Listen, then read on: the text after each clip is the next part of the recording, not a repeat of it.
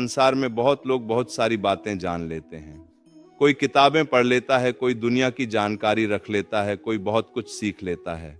लेकिन अगर मनुष्य अपने आप को ही नहीं जानता, अपनी आत्मा को नहीं पहचानता, अपने मन की कमजोरी और अपने भीतर की शक्ति को नहीं समझता, तो वह वास्तव में ज्ञानी नहीं कहा जा सकता। असली ज्ञान बाहर की चीजें जानने में नहीं, बल्कि अपने भीतर झांकने में है। जो व्यक्ति अपने स्वभाव को समझ लेता है, अपने विचारों को देख लेता है और अपने जीवन का सही अर्थ जान लेता है, वही सच्चे अर्थों में जागरूक है। अगर कोई आपको ठुकरा दे, आपके साथ अच्छा व्यवहार न करे, आपकी कदर न करे, तो इस बात को दिल पर मत लगाइए। बहुत बार लोग हमारी कीमत नहीं समझते, इसलिए हमें कमजोर या साधारण समझ लेते हैं। लेकिन आपकी असली कीमत कोई और तय नहीं करता। आपकी असली कीमत आपका कर्म, आपका चरित्र, आपकी सच्चाई और आपका व्यवहार तय करते हैं। जो व्यक्ति आपको पहचान नहीं सका, उसके कारण अपने आत्मसम्मान को मत खोइए। हर इंसान की नजर एक जैसी नहीं होती। किसी की नजर में आप कम हो सकते हैं, लेकिन किसी और की नजर में आप बहुत मूल्यवान हो सकते हैं। इसीलिए दूसरों के ठुकराने से अपने मन को छोटा मत कीजिए। रिश्तों की सच्चाई भी बहुत गहरी होती है।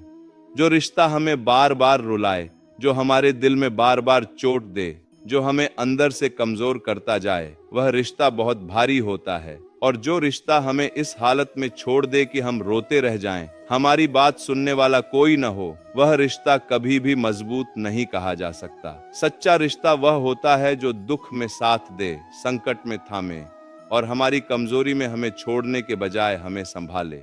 हर रिश्ता देखने में अच्छा लगता है, लेकिन उसकी असली पहचान कठिन समय में होती है।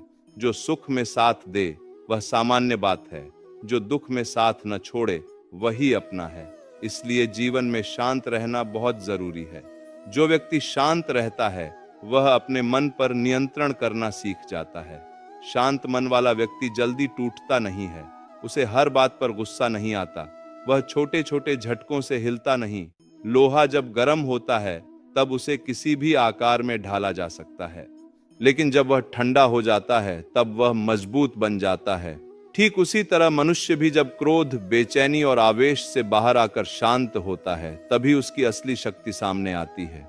जो भीतर से शांत है, वही कठिन समय में भी स्थिर रह सकता है। कठिन समय में कुछ गुण मनुष्य की रक्षा करते हैं: ज्ञान, विनम्रता, बुद्धि, साहस, अच्छे कर्म, सत्य बोलने की आदत और ईश्वर पर विश्वास। ये 7 गुण जीवन के संकट में बहुत काम आते हैं। ज्ञान हमें सही और गलत का फर्क सिखाता है। विनम्रता हमें अहंकार से बचाती है। बुद्धि हमें सही निर्णय लेना सिखाती है। साहस हमें डर से बाहर निकालता है। अच्छे कर्म हमारे जीवन को साफ रखते हैं। सत्य की आदत हमें अंदर से मजबूत बनाती है और ईश्वर पर विश्वास हमें टूटने नहीं देता। जब ये गुण किसी के भीतर होते हैं तो मुश्किलें आती हैं, लेकिन उसे मिटा नहीं पाती। हमेशा जानती है कि क्या सही है और क्या गलत, लेकिन असली चुनौती मन की होती है। मन कभी चाहता है, कभी डरता है, कभी बहकता है, कभी भ्रम पैदा करता है। इसलिए मन को समझना बहुत जरूरी है। जो व्यक्ति अपने मन को साधना सीख लेता है, वही जीवन में आगे बढ़ता है।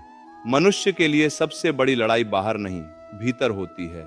बाहर का संघर्ष तो दिखाई देता है, लेकिन भीतर की लड़ाई बहुत सूक्ष्म होती है। मन को जीत लेना ही असली जीत है। मुश्किल समय में इंसान अकेला महसूस कर सकता है। कई बार अपने भी दूर लगने लगते हैं। कई बार कोई सहारा नहीं दिखता, लेकिन कठिनाइयां ही मनुष्य को मजबूत बनाती है। जिस व्यक्ति ने कभी अंधेरा नहीं देखा, वह रोशनी की कीमत नहीं समझता। जिस व्यक्ति ने कभी दुख नहीं झेला, वह सहनशील नहीं बनता।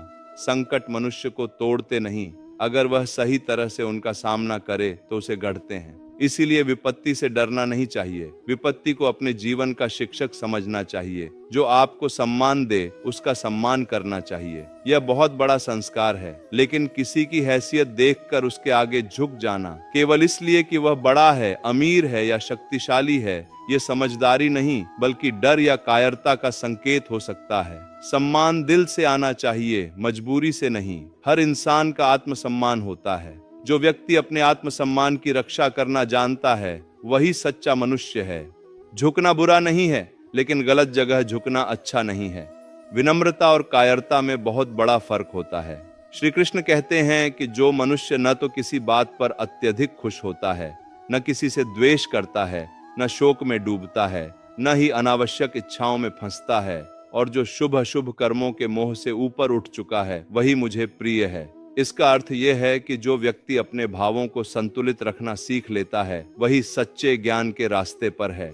हर बात पर उछलना, हर बात पर दुखी होना, हर बात पर जलना, यह सब मन को कमजोर बनाता है। स्थिर मन वाला व्यक्ति परिस्थितियों के अनुसार बदलता नहीं, बल्कि परिस्थितियों के बीच भी अपना संतुलन बनाए रखता है। ईश्वर तक पहुंचने के रास्ते कई हैं। ध्यान योग है, ज्ञान योग है और कर्म योग है। इन सब में कर्म योग बहुत महत्वपूर्ण है। इसका अर्थ है कि अपने कर्तव्य को ईमानदारी से करना, फल की चिंता किए बिना कर्म करते रहना। जीवन में बहुत लोग परिणाम के पीछे भागते हैं, लेकिन सच्चे साधक अपने कर्म को शुद्ध रखते हैं। जब कर्म सही होता है तो फल भी सही समय पर आता है। हर काम का समय होता है, हर बीज का फल समय पर ही मिलता है। जो व्यक्ति धैर्य के साथ कर्म करता है वही आगे चलकर सफल होता है। किसी पर विश्वास करना हो तो उसकी बातों को नहीं, उसके व्यवहार को देखो। लोग बहुत सुंदर बातें कर सकते हैं, बड़े वादे कर सकते हैं, लेकिन असली पहचान उनके कर्म से होती है। शब्द मीठे हो सकते हैं, लेकिन कार्य सच्चे होने चाहिए। इसलिए सिर्फ बोलने पर भरोसा मत करो।